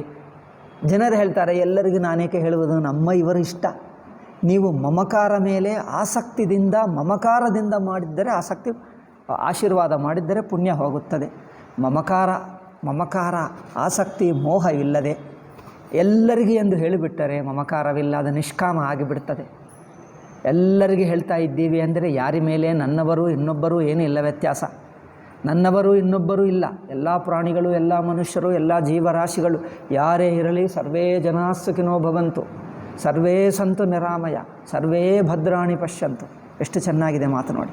ಎಲ್ಲರಿಗೆ ಎಂದು ಹೇಳಿಬಿಟ್ಟರೆ ಅದು ನಿಷ್ಕಾಮ, ಅದಕ್ಕೆ ಪುಣ್ಯ, ಮಹಾಪುಣ್ಯ. ಅದಕ್ಕೆ ನೀವು ಪ್ರತಿನಿತ್ಯ ಜಪ ಧ್ಯಾನ ಸ್ನಾನ ಮಾಡಿಕೊಂಡಾಗ ಆವಾಗ ಹೇಳಬೇಕು. ಭಗವಂತನಿಗೆ ನಮಸ್ಕಾರ ಮಾಡಿ ಸರ್ವೇ ಜನ ಸುಖಿನೋ ಭವಂತು. ಎಲ್ಲರಿಗೆ, ನಾನು ನೀನು ಕುಟುಂಬ ಜನರು, ಸುತ್ತಿರುವ ಜನರು ಎಲ್ಲರಿಗೆ ಒಳ್ಳೆಯದಾಗಲಿ, ಯಾರಿಗೇನು ತೊಂದರೆ ಇರದೇ ಇರಲಿ, ಎಲ್ಲರೂ ಸುಖವಾಗಿರಲಿ, ತಮ್ಮ ಇಷ್ಟಕ್ಕೆ ಅನುಗುಣವಾಗಿರಲಿ, ಭಗವಂತನು ಎಲ್ಲರನ್ನೂ ಚೆನ್ನಾಗಿ ನೋಡಲಿ. ಇಷ್ಟು ಮಾತ್ರ ಹೇಳುವುದು ದೊಡ್ಡ ಪುಣ್ಯ. ಏಕೆ? ನಮ್ಮಲ್ಲಿರುವ ದ್ವೇಷ ಬುದ್ಧಿ, ಕೋಪ ಬುದ್ಧಿ ಎಲ್ಲ ಹೋಗುತ್ತದೆ, ಈರ್ಷಾ ದ್ವೇಷಗಳು ಹೋಗುತ್ತವೆ, ನಮ್ಮ ಕೆಟ್ಟ ದೃಷ್ಟಿ ಹೋಗುತ್ತವೆ ಅಲ್ಲವೇ? ಆದ್ದರಿಂದ ಎಲ್ಲರಿಗೆ ಮಾಡುವುದು ಆಶೀರ್ವಾದ ಬೇರೆ. ನೀವು ಕೆಲವರಿಗೆ ಮಾಡ್ತೀರಿ, ಏಕೆ ಎಲ್ಲರಿಗೆ ಏಕೆ ಮಾಡಲ್ಲ? ನೋಡಿ ನಿಮ್ಮ ಮನಸ್ಸನ್ನು ನೋಡಿ. ನಾವು ಕೆಲವರಿಗೆ ಆಶೀರ್ವಾದ ಮಾಡ್ತೀವಿ, ಎಲ್ಲರಿಗೆ ಏಕೆ ಮಾಡಲ್ಲ? ಎಲ್ಲರಿಗೆ ನಾನೇಕೆ ಮಾಡೋದು ಅಂತ ಹೇಳ್ತೀವಿ. ಇವರಿಗೆ ಏಕೆ ಮಾಡ್ತೀವಿ? ಇವರು ನಮ್ಮವರು, ಅದಕ್ಕೋಸ್ಕರ ಆ ನಮ್ಮವರೇ ನಿಮ್ಮ ಪುಣ್ಯವನ್ನು ಕಿತ್ಕೊಳ್ತದೆ. ಇಂದ ಮಮಕಾರ ಮಾಡಿದ್ದೀವಿ, ಅಥವಾ ಇವರು ನಮಗೇನು ಕೊಟ್ಟರು ಅದರಿಂದ ಮಾಡೋಣ ಅಂದರೆ, ಏನು ಅವರ ಮೇಲೆ ವಿಶೇಷ ಪ್ರೀತಿ, ವಿಶೇಷ ಆಸಕ್ತಿ ಇದ್ದರೆ ನೀವು ಆಶೀರ್ವಾದ ಮಾಡಿದರೆ ನಿಮ್ಮ ಪುಣ್ಯ ಹೋಗ್ತದೆ. ಏಕೆ? ಅದು ಸಕಾಮವಾಯಿತು. ಸಕಾಮದಿಂದ ಅಂದರೆ ಏನೆಂದರೆ, ನಮ್ಮ ಪುಣ್ಯವನ್ನು ಪಾಪವನ್ನು ಇನ್ನೊಬ್ಬರಿಗೆ ಕೊಡಬಹುದು. ಗೊತ್ತಾ? ಪುಣ್ಯವನ್ನು ಇನ್ನೊಬ್ಬರಿಗೆ ಕೊಡಬಹುದು. ನಾವು ಮಿಕ್ಕ ವಸ್ತುಗಳನ್ನು, ಹಣವನ್ನು ಹೇಗೆ ಕೊಡ್ತೀವೋ ಪುಣ್ಯವನ್ನು ಕೊಡಬಹುದು. ಬಾಯಿದಿಂದ ಸಂಕಲ್ಪ ಮಾಡಿ ದಾನ ಮಾಡುವಾಗ ಕೊಳ್ತಾರೆ ನೋಡಿ ಎಲ್ಲವಾ, ನಮ್ಮಮ್ಮ ಇವರಿಗೆ ಕೊಡ್ತಾ ಇದ್ದೀನಿ. ಕೈಯಲ್ಲಿ ಏನದು ನೀರು ಹಾಕು, ನೀರು ಧಾರೆ ಏನು ಹೇಳ್ತಾರೆ, ಧಾರೆ ಎರೆ ಧಾರಣ ಏನು ಹೇಳ್ತಾರೆ ಕನ್ನಡದಲ್ಲಿ? ಧಾರ ಎರೆಯುವುದು. ಧಾರ ಅಂದರೆ ನೀರಿನ ಧಾರ ಅಂದರೆ ಒಂದು ನೀರಿನ ಪ್ರವಾಹ ಹಾಕುವುದು. ಅಂದರೆ ನಿಮಗೆ ಕೈಗೆ ಕೊಟ್ಟು, ಸುಮ್ಮನೆ ಕೈ ಕೊಟ್ಟು ಅಂದರೆ ನೋಡಲಕ್ಕಾಗ್ತದೆ. ಕೈಗೆ ಕೊಟ್ಟು ನೀರು ತಗೊಂಡು ಇದಿಗೋ ನಿಮಗೆ ಕೊಟ್ಟು ಬಿಡ್ತಾ ಇದ್ದೀನಿ. ಧಾರೆ ಎರೆಯುವುದಂದರೆ ನಿಮಗೆ ಇದು ನಿಮ್ಮದೇ ಆಯಿತು, ನಮ್ಮಮ್ಮ ನನ್ನದಲ್ಲ, ಅದು ಅವರಿಗೆ ಕೊಡು. ಹೇಗೆ ವಸ್ತುವನ್ನು ಸಂಕಲ್ಪ ಮಾಡಿ ಕೊಟ್ಟರೆ, ನಿಮಗೆ ಕೊಡ್ತಾ ಇದ್ದೀನಿ ಎಂದು ಸಂಕಲ್ಪದಿಂದ ಕೊಡಬೇಕು, ಸುಮ್ಮನೆ ಕೊಟ್ಟರೆ ಅಲ್ಲ. ಮನಸ್ಸಿನಲ್ಲಿ ಕೊಡ್ತಾ ಇದ್ದೀನಿ ಎಂದ ಭಾವದಿಂದ ಕೊಡಬೇಕು. ಕೊಟ್ಟರೆ ಅದು ಅವರದ್ದಾಗುತ್ತದೆ. ಈಗ ನಂತರ ತಗೊಂಡ್ರೆ ಆಗಲ್ಲ, ನೀವು ನಂತರ ತಗೊಂಡ್ರೆ ಪಾಪ ಬರ್ತದೆ. ಈಗ ಅವರು ಕೊಡ್ತಾ ಇದ್ದೀನಿ ಎಂದು ಕೊಟ್ಟು ಸಂಕಲ್ಪ ಮಾಡಿ ಮನಸ್ಸಿನಲ್ಲಿ ಕೊಟ್ಟ ನಂತರ ನೀನು ಕೊಟ್ಟಿದ್ದು ನಾನು ಕೊಡು, ವಾಪಸ್ ಕೊಡು, ತೊಗೊಂಡು ಬಿಟ್ಟರೆ ಪಾಪ ಆಗುತ್ತೆ. ಅಂದರೆ ಇನ್ನೊಬ್ಬರದು ಕಿತ್ತುಕೊಂಡಂತೆ ಪಾಪ ಬರುತ್ತದೆ. ಅಯ್ಯೋ ಅದು ನಾನೇ ಕೊಟ್ಟೆ, ನೀನೇ ಕೊಟ್ಟಿದ್ದು ಮತ್ತು ನೀನೇ ತೊಗೊಂಡ್ರೆ, ನೀವು ಕೊಟ್ಟ ನಂತರ ಅವರದಾಯಿತು. ಈಗ ಮತ್ತೆ ತೊಗೊಂಡ್ರೆ ಅವ್ರದ್ದು ಕಿತ್ತುಕೊಂಡಂತೆ ಆಗುತ್ತೆ. ಕಿತ್ಕೊಂಡಿಲ್ಲ ಕೇಳಿ ತಗೊಂಡೆ ಅಂದರೆ ಸಾಲ ಆಗುತ್ತೆ. ಮುಂದಿನ ಜನ್ಮ ಮತ್ತೆ ಸಾಲ ಕಟ್ಟಬೇಕು.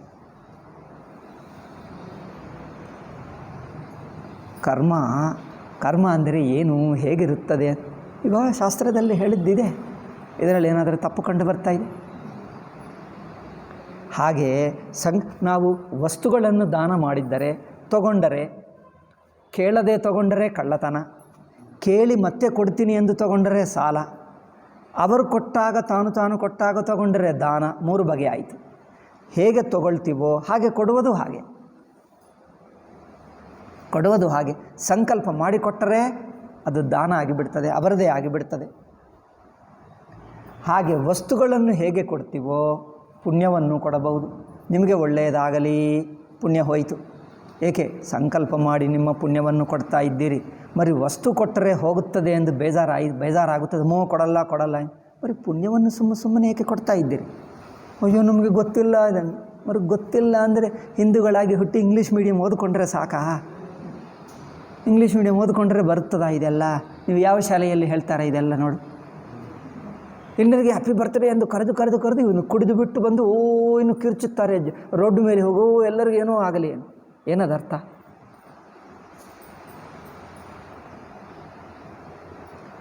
ಆದ್ದರಿಂದ ಸರ್ವೇ ಜನ ಸುಖಿನೋ ಭವಂತು ಹೇಳಬಹುದು. ಅಥವಾ ಭಗವಂತನ ನಾಮಸ್ಮರಣ ಮಾಡು. ಭಗವಂತನ ಏನು ರಾಮ ರಾಮ ಹರೇ ಕೃಷ್ಣ ಶ್ರೀಕೃಷ್ಣ ಇಂಥದ್ದು ಹೇಳು. ಅಂತ ಭಗವಂತ ಎಲ್ಲರನ್ನು ಚೆನ್ನಾಗಿ ನೋಡ್ಕೊಳ್ತಾನೆ, ಭಗವಂತನೇ ಎಲ್ಲರಿಗಿದ್ದಾನೆ ಇಂಥದ್ದು ಹೇಳು.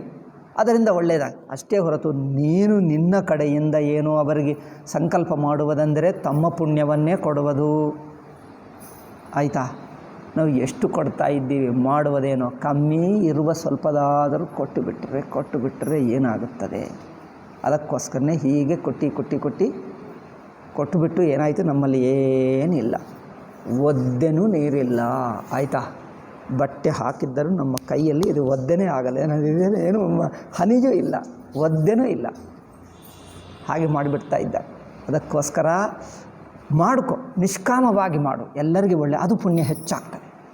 ಅಥವಾ ಏನೋ ಜಪ ಪೂಜಾ ಪಾರಾಯಣ ನಮಸ್ಕಾರ, ಎಲ್ಲಿ ಭಗವಂತ ಕಂಡು ಬಂದರೆ, ಮಂದಿರ ಕಂಡು ಬಂದರೆ ಅವಶ್ಯವಾಗಿ ನಮಸ್ಕಾರ ಮಾಡೇ ಹೋಗು, ಉಪೇಕ್ಷೆ ಮಾಡಬೇಡ.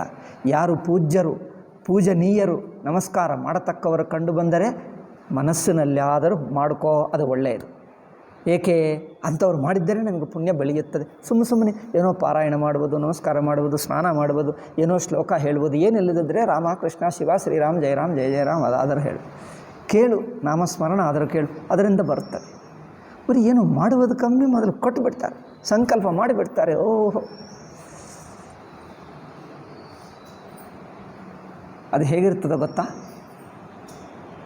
ಆಧುನಿಕ ಭಾಷೆಯಲ್ಲಿ ಹೇಳಲ್ಲ, ಆಧುನಿಕ ಹುಡುಗರಿಗೆ ಇಂಗ್ಲೀಷ್ ಮೀಡಿಯಮ್ ಅವರಿಗೆ ಅರ್ಥವಾಗ್ತದೆ. ಏನು ಅದಕ್ಕೆ ಏನೋ ಹೇಳ್ತಾರೆ ನೋಡಿ, ಅಕೌಂಟ್ನಲ್ಲಿ ಹಣವಿಲ್ಲ, ಚೆಕ್ ಮಾತ್ರ ಕೊಟ್ಟರು. ಅದಕ್ಕೇನು ಹೇಳ್ತಾರೆ? ಚೆಕ್ ಬೌನ್ಸ್ ಆಗುತ್ತದೆ. ಅಂದರೆ ಅಕೌಂಟಿನಲ್ಲಿ ಏನಿಲ್ಲದಿದ್ದರೂ ಅಕೌಂಟಿನಲ್ಲಿ ಇರುವುದೋ 500 ರೂಪಾಯಿ ಇದೋ ಇಲ್ಲವೋ, ಇವನು ಮಾತ್ರ 5,000 ಎಂದು ಚೆಕ್ ಕೊಟ್ಟ. ಅವರು ಹೋಗಿ ಆಯ್ತು ಅಂತ ತಗೊಳ್ತಾನೆ, ತೊಗೊಂಡು ಬಿಟ್ಟು ಅಲ್ಲಿ ನೋಡ್ತಾನೆ, ಅಲ್ಲಿ ಹೇಳ್ತಾನೆ ಇಲ್ಲ ಎಂದು ಹೇಳ್ತಾರೆ. ನಿಮ್ಮದು ಏನದು ಅಕೌಂಟಿನಲ್ಲಿ ಹಣವಿಲ್ಲ, ಚೆಕ್ ಬೌನ್ಸ್ ಅಂದರೆ ವಾಪಸ್ ಬಂತು, ಚೆಕ್ ಬಿಡಿಸೋಕ್ಕಾಗಲ್ಲ, ಯಾಕಂದರೆ ಹಣವೇ ಇಲ್ಲ. ನೀವು ನಮ್ಮ ಅಕೌಂಟ್ನಲ್ಲಿ ಹಿಂದಿನ ರೂಮ್ಗಳೆಲ್ಲ ಖಾಲಿ ಇವೆ, ನೀವು ಮಾತ್ರ ಚೆಕ್ಗಳು ಇಶ್ಯೂ ಮಾಡ್ತಾನೇ ಇದ್ದೀರಿ, ಚೆಕ್ ಕೊಡ್ತಾನೇ ಇದ್ದೀರಿ. ಓ ನಿಮ್ಗೆ ಒಳ್ಳೆಯದಾಗಲಿ, ಬರ್ತ್ಡೇ ಹ್ಯಾಪಿ ಬರ್ತ್ಡೇ ಏನೋ ಈಗ ಆಶೀರ್ವಾದ ಮಾಡ್ತಾನೇ ಇದ್ದೀರಿ. ನೀವೇನೋ ಸೃಷ್ಟಿಕರ್ತ ಬ್ರಹ್ಮದೇವನಂತೆ ಎಲ್ಲ ನಿಮ್ಮ ಕೈಯಲ್ಲಿದ್ದಂತೆ ಎಲ್ಲರಿಗೂ ಕೊಡ್ತಾ ಇದ್ದೀರಿ. ಅವರು ಹೇಳ್ತಾರೆ, ಇಲ್ಲಿ ನೋಡಿ ಕೊಟ್ಟಿರುವ ಚೆಕ್ಕೆಲ್ಲ ನಿಮ್ಮ ಬೌನ್ಸ್ ಆಗುತ್ತದೆ, ನಾವು ಪೊಲೀಸ್ ಸ್ಟೇಷನಲ್ಲಿ ರಿಪೋರ್ಟ್ ಮಾಡ್ತೀವಿ, ಮುಂದಿನ ಜನ್ಮ 5,000 ಪುಣ್ಯ ಮಾಡಿ ನಮಗೆ ಕೊಡಬೇಕು. ಮುಂದಿನ ಜನ್ಮ ಆದರೂ ಅಯ್ಯೋ ನಮಗಿಲ್ಲವಲ್ಲ ಅಂದರೆ ಇಷ್ಟಿಷ್ಟು ಎಲ್ಲರಿಗೆ 5,000 1 ಲಕ್ಷ ಕೊಟ್ಟು ಬಿಟ್ಟರು. ಈಗ ಲಕ್ಷ ತೀರುವವರೆಗೂ ಹೇಳ್ತಾರೆ, ಲಕ್ಷ ತೀರುವವರೆಗೂ ನೀವು ಗುಲಾಮರಾಗಿ ಬದುಕಬೇಕಾಗ್ತದೆ. ಗುಲಾಮರಾಗಿ ಕೆಲಸ ಮಾಡಬೇಕು ಮುಂದಿನ ಜನ್ಮ. ಎಷ್ಟು ಮಾಡಿದರೂ ಹೇಳ್ತಾರೆ, ನಾವು ತುಂಬ ಕೆಲಸ ಮಾಡ್ತಾ ಇದ್ದೀವಿ, ಸಂಬಳನೇ ಇಲ್ಲ, ಇದ್ದರೂ ಸಾಕಾಗಲ್ಲ, ನಾವು ಹೀಗೆ ಬಡವರಾಗಿದ್ದೇವೆ ಅಂದರೆ, ಯಾರು ಏನು ಕೊಡ್ತಾ ಇಲ್ಲ ಅಂದರೆ, ಯಾರು ಕೊಡಬೇಕಂದರೂ ಸಿಗಲ್ಲ ನಿಮಗೆ. ಏಕೆ? ನೀವು ಫ್ರೀಯಾಗಿ ಕೆಲಸ, ಏನದು ಗುಲಾಮರಾಗಿ ಕೆಲಸ ಮಾಡಬೇಕಾಗ್ತದೆ. ಇಷ್ಟೇ ಹಣ ತಿನ್ನುವುದಕ್ಕೆ ಕೆಲವರು ಇರುತ್ತಾರೆ ನೋಡಿ, 30-40 ರೂಪಾಯಿ, ಇಡೀ ದಿವಸ ಎಲ್ಲ ಕಷ್ಟಪಟ್ಟರೆ 30-40 ರೂಪಾಯಿ. ಅಷ್ಟು ರೂಪಾಯಿನಿಂದ ಏನೋ ಆಟ ತೊಗೊಂಡು ಬಂದು ಆಗಾಗ ರೊಟ್ಟಿ ಮಾಡಿಕೊಂಡು ತಿಂತಾರೆ ಅಷ್ಟೇ.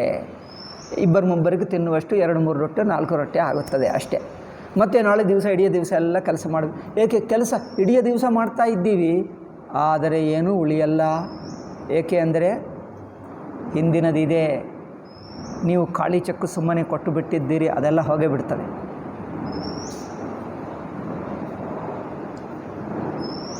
ಅಂದರೆ ಆಸಕ್ತಿಯಿಂದ, ಮೋಹದಿಂದ, ಆಸಕ್ತಿಯಿಂದ, ಮಮಕಾರದಿಂದ ಮಾಡಿದ್ದರೆ ಹೋಗುತ್ತದೆ. ನಿಷ್ಕಾಮವಾಗಿ ಮಾಡಿ, ಸದ್ಬುದ್ಧಿಯಿಂದ, ನಿಷ್ಕಾಮದಿಂದ ಎಲ್ಲರಿಗೂ ಒಳ್ಳೆಯದಾಗಲಿ, ಭಗವಂತನಿದ್ದಾನೆ, ಎಲ್ಲರಿಗೂ ಚೆನ್ನಾಗಿ ನೋಡಿಕೊಳ್ಳ. ಅದರಿಂದ ಏನಾಗ್ತದೆ? ಭಗವಂತನ ಮೇಲೇ ಬಿಡುವುದಾಗ್ತಾ ಇದೆ. ಭಗವಂತನೇ ನೋಡ್ಕೊಳ್ತಾನೆ, ಅವರಿಗೆ ಬಿಡ್ತೀವಿ ಅಂದರೆ ನಮ್ಮ ಆಸಕ್ತಿ ಮೋಹ ಬಿಡುತ್ತದೆ, ಭಗವಂತ ನೋಡ್ಕೊಳ್ತಾನೆ, ಅವರಿಗೂ ಒಳ್ಳೆಯದಾಗುತ್ತೆ. ಅಥವಾ ಎಲ್ಲರಿಗಾಗಲಿ ಎಂದು ಹೇಳು, ನೀವು ಮಾಡಿರುವ ಪುಣ್ಯ ನಿಮಗೆ ಡಬಲ್ ಆಗಿ ಬರುತ್ತದೆ. ಎಲ್ಲರಿಗೆ ಆಗಲಿ ಎಂದು ಹೇಳಿಬಿಟ್ಟರೆ ನೀವು ಮಾಡಿರುವ ಪುಣ್ಯಕ್ಕೆ, ಸಂಕಲ್ಪಕ್ಕೆ ಡಬಲ್ ಪುಣ್ಯ ಬರುತ್ತದೆ. ಸುಮ್ಮನೆ ಮೋಹದಿಂದ ಮಿಕ್ಕ ಜನರಿಗೆ ಮಾಡಲ್ಲ, ಇವರಿಗೆ ಮಾತ್ರ ಆಗಬೇಕು ಅಂದರೆ ಪರ್ಸನಲ್ ಮೋಹ, ಆಸಕ್ತಿ, ಮಮಕಾರದಿಂದ ಮಾಡಿರುವ ಸಂಕಲ್ಪಗಳು. ವಸ್ತು ಕೊಟ್ಟರೆ ಹೇಗೆ ಹೋಗುತ್ತದೋ మరి ಪುಣ್ಯ ಕೊಟ್ಟರೆ ಹೋಗಲ್ಲವಾ? ಅದೇ ಶಾಸ್ತ್ರ ಹೇಳ್ತು. ಅಯ್ಯೋ ಇದು ನಮಗೆ ಗೊತ್ತಿಲ್ಲ ಅಂದರೆ ಇದು ಕಣ್ಣಿಗೆ ಕಂಡು ಬರಲ್ಲ. ಆ ದೃಷ್ಟಿ, ಶಾಸ್ತ್ರ ದೃಷ್ಟಿ ಬೆಳೆಯಬೇಕು. ಆ ಶುದ್ಧವಾದ ದೃಷ್ಟಿ, ಸ್ವಲ್ಪ ಜಪ ತಪ ಧ್ಯಾನ ಮಾಡಿದ್ದಾಗೆ ಮನಸ್ಸು ಸ್ವಲ್ಪ ಶುದ್ಧವಾಗುತ್ತದೆ, ಅಂತರ್ಮುಖವಾಗುತ್ತದೆ, ಅಂಥವ್ರಿಗೆ ಗೊತ್ತಾಗ್ತದೆ. ಹೇಳಿದ ನಂತರ ನೋಡಿದ್ದರೆ ಹೌದು ಇದು ಕರೆಕ್ಟೇ ಅನಿಸುತ್ತದೆ ಅಂದರೆ ದೃಷ್ಟಿ ಬೆಳೆಯಿತು. ಶಾಸ್ತ್ರೀಯ ದೃಷ್ಟಿ, ಶಾಸ್ತ್ರ ಎಂಬುದು ಒಂದು ಕಣ್ಣು ಹೇಳ್ತದೆ, ಶಾಸ್ತ್ರ ಕಣ್ಣು, ಶಾಸ್ತ್ರ ನೇತ್ರ. ಶಾಸ್ತ್ರ ನೇತ್ರ ನಮ್ಮಲ್ಲಿ ಬೆಳೆಯಬೇಕು. ಇದು ಋಷಿಗಳ ದೃಷ್ಟಿ. ಈ ಋಷಿಗಳ ದೃಷ್ಟಿ ನಮ್ಮಲ್ಲಿ ಬೆಳೆಯಬೇಕು. ಅದಕ್ಕೋಸ್ಕರ ಶಾಸ್ತ್ರ ಕೇಳುವುದೇ ದೊಡ್ಡ ಪುಣ್ಯ. ಏಕೆ? ಋಷಿಗಳ ದೃಷ್ಟಿ ನಮಗೆ ಬರುತ್ತದೆ, ಋಷಿಗಳ ದೃಷ್ಟಿ ನಮ್ಮಲ್ಲಿ ಬೆಳೆಯುತ್ತದೆ. ಅದರಿಂದ ನಮಗೆ ಯಾವುದು ಏನಾಗುತ್ತದೆ ಎಂದು ಮೇಲೆ ಮಟ್ಟದ ಕಾನೂನು ಗೊತ್ತಾದರೆ ತಪ್ಪೇನೋ ಒಪ್ಪೇನೋ ಎಲ್ಲ ಹೇಗೆ ಗೊತ್ತಾಗ್ತದೋ, ಈ ಬ್ಯಾಂಕ್ ಹೇಗೆ ಕೆಲಸ ಮಾಡ್ತದೆ, ಎಷ್ಟು ಕೊಡಬೇಕು, ಎಷ್ಟು ತಗೊಳ್ಳಬೇಕು, ಕೆಲವರಿಗೆ ಗೊತ್ತಿರುತ್ತದೆ, ಗೊತ್ತಿಲ್ಲ, ಅಲ್ಲಿ ಏನೋ ಹಾಕಿಬಿಡ್ತಾರೆ, ಅಯ್ಯೋ ಹಣ ಹೋಯಿತು ಹೇಳ್ತಾರೆ. ಹಾಗೆ ಹಾಕಬಾರದು ಅಂದರೆ ಅಯ್ಯೋ ನಮಗೆ ಗೊತ್ತಿಲ್ಲ ಇವರಿಗೆಲ್ಲ ಗೊತ್ತಿರುತ್ತದೆ. ಯಾವ ಹಣ ವೇಸ್ಟ್ ಮಾಡಿಕೊಳ್ಳಲ್ಲ. ಏಕೆ? ಯಾವ ಬ್ಯಾಂಕು ಎಲ್ಲಿ ಮಾಡಬೇಕು, ಹೇಗೆ ಕೊಡಬೇಕು, ಹೇಗೆ ಲೋನ್ ತೊಗೊಳ್ಳಬೇಕು ಎಲ್ಲ ಅವ್ರಿಗೆ ಗೊತ್ತಿರುತ್ತದೆ. ಗೊತ್ತಿಲ್ಲದವನು ಮಾಡಿಬಿಟ್ರೆ ಎಲ್ಲ ತಪ್ಪು ಮಾಡಿಬಿಡ್ತಾರೆ. ಹಾಗೆಯೇ ಇದು ಶಾಸ್ತ್ರ ದೃಷ್ಟಿ ಅಂದರೆ ಋಷಿಗಳ ದೃಷ್ಟಿ. ಋಷಿಗಳ ದೃಷ್ಟಿ ಅಂದರೆ ಒಳಹೊಕ್ಕು ನಿಮ್ಮನ್ನು, ನಮ್ಮನ್ನು, ಇಡೀ ಜೀವರಾಶಿಯನ್ನು ಯಾವ ನಿಯಮದಿಂದ ನಡೆಸ್ತಾ ಇದೆಯೋ ಆ ನಿಯಮ ಗೊತ್ತಾಗ್ತದೆ. ಆ ನಿಯಮ ತಿಳ್ಕೊಳ್ಳುವುದೇ ಶಾಸ್ತ್ರ ದೃಷ್ಟಿ. ಇಂಗ್ಲೀಷ್ ಮೀಡಿಯಮ್ನಲ್ಲಿದಿರುತ್ತದೆ. ಅದಕ್ಕೋಸ್ಕರನೇ ಹೇಳಿದ್ದೀವಿ ನಮ್ಮ ಶಾಸ್ತ್ರದಲ್ಲೇ ಈ ದೃಷ್ಟಿ ಇರಬೇಕು. ಅದನ್ನು ನೋಡಿ, ಏತಾವನ್ ಪುರುಷಸ್ತಾತ ಕೃತಂ ಯಸ್ಮಿನ್ನ ನಶ್ಯತಿ. ಇನ್ನೊಬ್ಬರಿಂದ ನಾವು ತಗೊಂಡರೆ, ಕುಂತಿ ಭೀಮನಿಗೆ ಹೇಳ್ತಾರೆ, ಯಾರಿಂದ ನಾವು ಏನು ಉಪಕಾರ ಮಾಡಿಕೊಂಡಿದ್ದೀವೋ ಅದು ನಮ್ಮಲ್ಲೇ ಮುಳುಗಿ ಹೋದರೆ ಮುಳುಗಲ್ಲ, ಅದು ಮತ್ತೆ ಇನ್ನೊಬ್ಬರಿಗೆ ಉಪಕಾರ ಪ್ರತ್ಯುಪಕಾರ ಮಾಡಿ ಬಂದರೆ ನಮ್ಮದು ಏನದು ಋಣವಿಲ್ಲದೆ ಕ್ಲಿಯರ್ ಆಗುತ್ತದೆ. ಇಲ್ಲದಿದ್ದರೆ ನಿಮ್ಮ ಮೇಲೆ ಋಣ ಇರುತ್ತದೆ. ದಿವ್ಯ ದೃಷ್ಟಿ ಇರುವವರಿಗೆ ಗೊತ್ತಾಗ್ತದೆ. ದಿವ್ಯದೃಷ್ಟಿ ಇದ್ದರು ನೋಡಿ, ಸಿದ್ಧರು, ಇವರೇನು ಅವಧೂತರು ಇಲ್ಲಿ ಇದ್ದರು ನೋಡಿ, ಇಲ್ಲಿ ಅವರಿಗೆ ನಿಮ್ಮನ್ನು ನೋಡಿದ್ದರೆ ಎಷ್ಟು ಸಾಲ ಇದೆ ನಿಮ್ಮ ಮೇಲೆ ಎಲ್ಲ ಅವ್ರಿಗೆ ಗೊತ್ತಾಗ್ತದೆ. ಈಗ ಇಲ್ಲಿ ತುಂಬ ಸಾಲ ಇದೆ, ನೀವು ತುಂಬ ಕಷ್ಟಪಡಬೇಕು ಹೇಳಿಬಿಡ್ತಾರೆ. ಈಗ ಇಷ್ಟೆಲ್ಲ ಹಿಂದಿನ ಜನ್ಮದಲ್ಲಿ ತೊಗೊಂಡಿರುವ ಸಾಲ ತುಂಬ ಇದೆ, ಅದು ಗೊತ್ತಾಗ್ತದೆ. ಅಲ್ಲೇ ಒಂದು ಬೀರು ಇರುತ್ತದೆ, ಅವ್ರಿಗೆ ಕಣ್ಣು ನಮಗೇನು ಕಂಡು ಬರಲ್ಲ, ಅವ್ರಿಗೆ ಗೊತ್ತಾಗ್ತದೆ.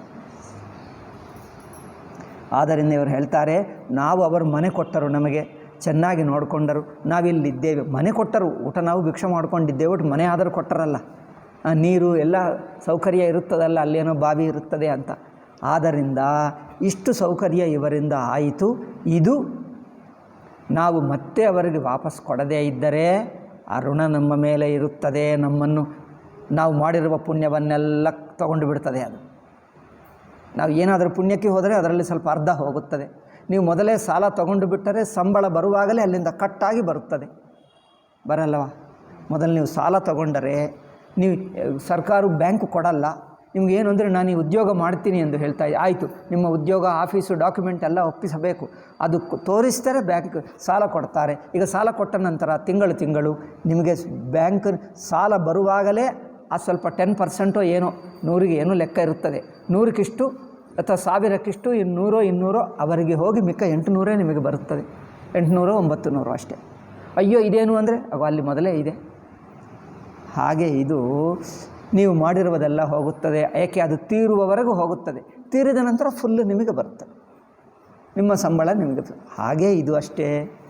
ಆದ್ದರಿಂದ ವಸಾಮಸ್ಸು ಏನದು ಪ್ರಿಯ ಏತಾವಾನ್ ಪುರುಷಸ್ತಾತ ಕೃತಂ ಯಸ್ಮಿನ್ನ ನಶ್ಯತಿ. ನಾವು ಯಾವುದು ತಗೊಂಡಿತೋ ನಮ್ಮಲ್ಲೇ ಇರಬಾರದು. ನಾವು ತಗೊಂಡಿದ್ದು ಮತ್ತೆ ವಾಪಸ್ಸು ಕೊಡಬೇಕು. ಆವಾಗಲೇ ಮನುಷ್ಯನು ಸಜ್ಜನನಾಗುತ್ತಾನೆ. ಯಾರು? ಕುಂತಿ ಹೇಳ್ತಾ ಇದ್ದಾರೆ ಭೀಮನಿಗೆ. ತಾಯಿಯೂ ಉಪದೇಶ ಮಾಡುತ್ತಿದ್ದರು. ಅವರಿಗೆ ಧರ್ಮ ಗೊತ್ತು ನೋಡಿ. ಧರ್ಮಶಾಸ್ತ್ರಗಳು ಹಿಂದೆ ಹೇಳಿದ್ದೀವಲ್ಲ, ಅವಳ ಹೆಸರೇನು ಶಕುಂತಲಾ ಬಂದು ಹೇಳಿತು. ಶಕುಂತಲಾ ರಾಜನಿಗೆ ದುಷ್ಯಂತನಿಗೆ ಬಂದು ಹೇಳಿತು. ಈಗ ಅಲ್ಲೆಲ್ಲೆಲ್ಲಿ ಹೆಂಗಸರು ಹೇಳಿರುವ ಉಪದೇಶಗಳು ತುಂಬ ಇವೆ. ಏಕೆ ಅವರು ಹಿಂದಿನವರು ತಮ್ಮ ಗುರುಗಳು ಋಷಿಗಳಿಂದ ಕೇಳಿದ್ದಾರೆ. ಋಷಿ ಮುಖದಿಂದ ಅವರಿಗೂ ಎಷ್ಟೋ ಧರ್ಮ ಸೂಕ್ಷ್ಮ ತತ್ವ ಎಷ್ಟೋ ಗೊತ್ತಿದೆ. ಇನ್ನು ಮುಂದೆ ಬರ್ತಾ ಇದೆ ನೋಡಿ. ಅವರು ಎಷ್ಟೋ ಹೇಳ್ತಾರೆ. ಅದರಿಂದ ಅವರಿಂದಲೇ ಮುಂದಿನ ತಲೆಮಾರು ಮಕ್ಕಳಿಗೆ ಗೊತ್ತಾಗ್ತದೆ ಈ ಧರ್ಮ. ಸೊ ಏತಾವಾನ್ ಪುರುಷಸ್ತಾತ ಕೃತಂ ಯಸ್ಮಿನ್ನ ನಶ್ಯತಿ ಯಾವಚ್ಚ ಕುರ್ಯಾದನ್ಯಸ್ಯ ಕುರ್ಯಾದಭ್ಯಧಿಕಂ ತತಃ. ಮತ್ತೆ ನಾವು ಎಷ್ಟು ತಗೊಳ್ತೀವೋ ಅದಕ್ಕಿಂತ ಮತ್ತು ಹೆಚ್ಚೇ ಕೊಟ್ಟು ಬಿಡಬೇಕು. ಅದರಿಂದ ನಮ್ಮ ಹಿಂದಿನ ಸಾಲ ಮುಗಿಯುತ್ತದೆ, ಹೆಚ್ಚಿನ ಪುಣ್ಯ ಬರುತ್ತದೆ. ನಾವು ಸ್ವಲ್ಪ ತಗೊಂಡು ಬಿಟ್ಟು 10 ರೂಪಾಯಿ ತಗೊಂಡರೆ ಮತ್ತೆ ಕೊಡುವಾಗ 15 20 ಕೊಡಬೇಕು. ಆ 10 ಸಾಲ ತೀರುತ್ತದೆ, ಮತ್ತು ಹೊಸ ಪುಣ್ಯ ಬರುತ್ತದೆ. ನಾವು ಅಂಥದ್ದು ಮಾಡಬೇಕು. ಸೊ ಯಾವಚ್ಚ ಕುರ್ಯಾದನ್ಯೋಸ್ಯ ಕುರ್ಯಾದಭ್ಯಧಿಕಂ ತತಃ. ಯಾರು ನಮಗೆ ಸ್ವಲ್ಪ ಉಪಕಾರ ಮಾಡಿದ್ದರೆ ಅದಕ್ಕಿನ್ನೂ ಸ್ವಲ್ಪ ಹೆಚ್ಚೇ ಮಾಡಬೇಕು. ಅದರಿಂದ ನಮ್ಮ ಮನಸ್ಸಿಗೂ ಸಮಾಧಾನ ಆಗುತ್ತದೆ, ಅವರದ್ದು ಸಾಲ ತೀರಿ ಹೋಗುತ್ತದೆ. ಇದು ಕುಂತಿ ಹೇಳುವ ಉಪದೇಶ. ಟೈಮ್ ಆಯಿತು. ಅಯ್ಯೋ, ಮಿಕ್ಕದ್ದು ನಾಳೆ ಹೇಳೋಣ. ಯದಿದಂ ಬ್ರಾಹ್ಮಣಸ್ಯಾಸ್ಯ ದುಃಖಮಾಪತಿತಂ ಧ್ರುವಂ ತತ್ರಾಸ್ಯ ಯದಿ ಸಾಹಾಯ್ಯಂ ಕುರ್ಯಾಮ ಸುಕೃತಂ ಭವೇತ್. ಅದರಿಂದ ಇವರಿಗೆ ಏನು ಮಾಡಿದ್ದರೆ ನಮಗೆ ಪುಣ್ಯ ಬರುತ್ತದೋ ಅಂಥದ್ದು ಇವರಿಗೆ ನಾವು ಮಾಡೋಣ ಎಂದು ಕುಂತಿ ಹೇಳ್ತಾರೆ. ಕುಂತಿ ಹೇಳಿದ ನಂತರ ಭೀಮ ಏನು ಹೇಳ್ತಾರೆ? ಹೇಳಿದ ನಂತರ ಕುಂತಿ ಅವರ ಮನೆಗೂ ಒಳಗೆ ಹೋಗಿ ಅವ್ರು ಏನು ಹೇಳ್ತಾರೋ, ಏಕೆ ಅಳುತ್ತಾ ಇದ್ದಾರೋ ಕೇಳುವಕ್ಕೆ ಹೋಗ್ತಾಳೆ. ಹೋದಾಗ ಅವ್ರು ಏನು ಹೇಳ್ತಾರೋ ನೋಡೋಣ. ಓಂ ಶಾಂತಿ ಶಾಂತಿ ಶಾಂತಿ. ಹರಿ ಓಂ ಶ್ರೀ ಗುರುಭ್ಯೋ ನಮಃ. ಹರಿ ಓಂ ತತ್ಸತ್.